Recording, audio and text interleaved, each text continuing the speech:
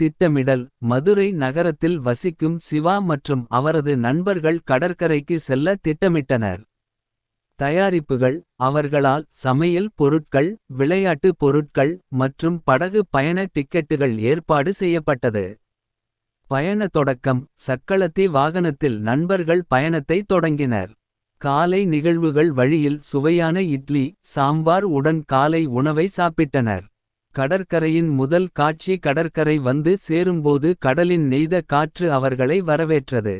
அமைதியான தருணம். கடலின் காற்று மற்றும் அலைகளின் சத்தம் அவர்களுக்கு மனநிம்மதியை அளித்தது. மணல் விளையாட்டு. நண்பர்கள் மணலில் குகைகள் மற்றும் சிற்றாலயங்கள் கட்டி மகிழ்ந்தனர். கடல் குளியல். சிவா மற்றும் சககுழு குளிக்க கடலுக்குள் இறங்கினர். அலைகளின் சவால். அலைகள் அவர்களை அடித்து நீந்தும் முயற்சியில் உற்சாகத்தை கொடுத்தது.